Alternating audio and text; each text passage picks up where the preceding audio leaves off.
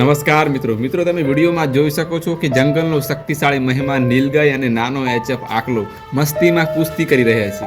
એક તરફ જંગલી તાકાત અને ઝડપ તો બીજી તરફ ઘરેલું પશુની હિંમત અને જુસ્સો. મિત્રો આવી કુદરતી સ્પર્ધા બહુ રસપ્રદ હોય છે.